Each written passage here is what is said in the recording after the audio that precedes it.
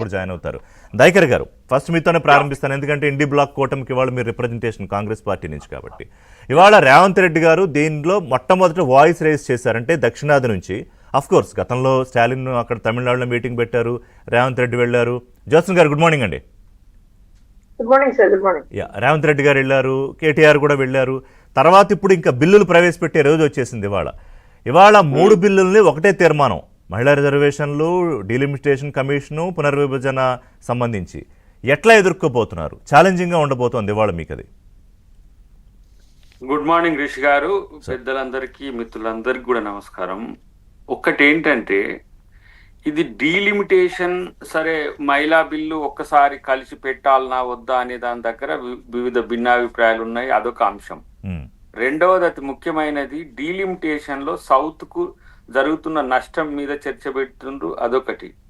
మూడవది సెన్సెస్ అనేది ఏ ప్రాతిపదికన తీసుకోవాలనేది ఇప్పుడు చర్చ జరుగుతున్నది జాతీయ స్థాయిలో. ఏంటి 2011లో మన జనాభా subject to correction 128 crores to 130 crores ఉంటుంది, ఇప్పుడు 145 crores దాకా పెరిగింది.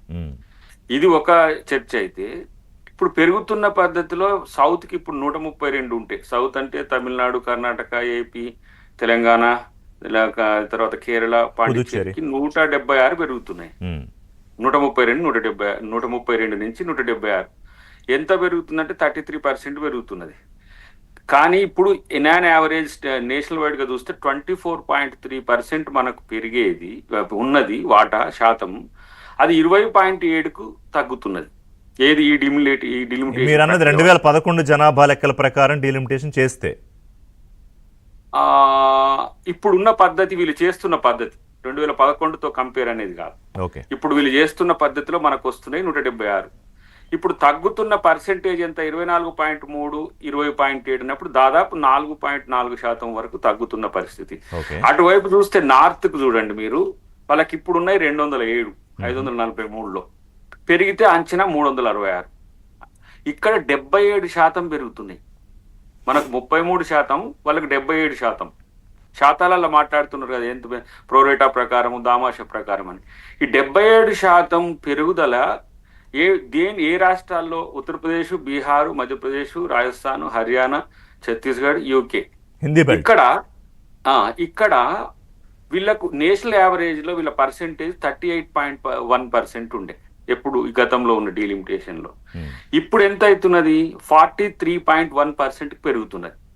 అంటే ఎంత పెరుగుతుందంటే 5% పెరుగుతున్నది. అయ్యో, దక్షిణాదికి ఏమో తగ్గడమేంది, మరి ఇంత శాస్త్రీయ పద్ధతిలో చేస్తే నార్త్కి ఏమో పెరగడమేంది. కాబట్టి ఇక్కడ జరుగుతున్న ఈ దాన్ని ఎవరు పట్టించుకోవట్లేరు. ఇప్పుడు మహిళా బిల్లు 545కి చేసినా, నువ్వు 850కి చేసినా పర్సెంటేజ్ 33% కదా.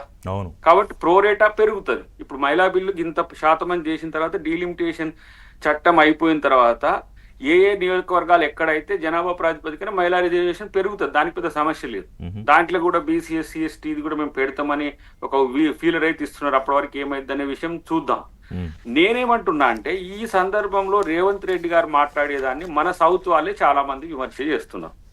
నేనేమంటున్నా, రేపు దక్షిణాదికి, అంటే దక్షిణాది భారత జాతిలో ఒకటే కదా. ఇప్పుడు జాతికి అన్యాయం జరుగుతున్నప్పుడు మిన్నకుండి మీరు పొత్తులో ఉన్నారనో, ఎవరెవరు వాళ్ళు, బీఆర్ఎస్ కానీ, లేదంటే టీడీపీ కానీ, వైసీపీ కానీ, మన దక్షిణాదిలో ఉన్న ఇంకా కొన్ని పార్టీలు, వీళ్ళు మాట్లాడకుంటే రేపు రాజకీయాల్లో వీళ్ళు అడిగే నైతిక హక్కు ఎక్కడుంటది? అంటే ఇప్పుడు మీరు రమారమి 20% దక్షిణాదిని పడేసిన తర్వాత నీకు ఎంటిటీ ఏది?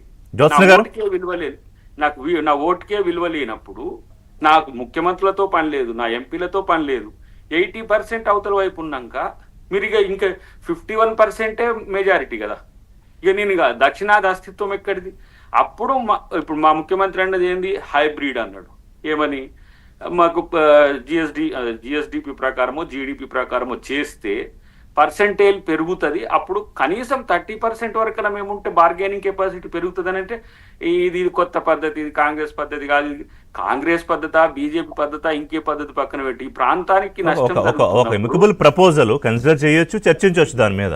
అది నువ్వు చర్చించకుండా అదొక పద్ధతి. రెండోది, గుడ్డిగా బీజేపీ నాయకులు కేంద్రంలో వాళ్ళ ప్రభుత్వం ఉంది కాబట్టి బీజేపీ ఒక నిర్ణయం తీసుకుంది కాబట్టి మేము ఇట్లనే తీసుకుంటామంటే రేపు సౌత్కు నష్టం జరిగి ఏదైనా ఏమంటాము రాజకీయ సమస్యలు వస్తే లేదంటే రాజకీయ వైరుధ్యాలు వస్తే నేను చెప్తున్న పదే పదే మేము గతంలో తెలంగాణ ఉద్యమంలో పనిచేసినాం, తర్వాత కాంగ్రెస్ కొరకు పనిచేసి రేపు దక్షిణాది ఉద్యమం కొరకు పనిచేయాల్సిన స్థితి వచ్చేటట్టుంది బీజేపీ. జ్యోత్సన్ గారు అట్లాంటి పరిస్థితి వస్తుందా?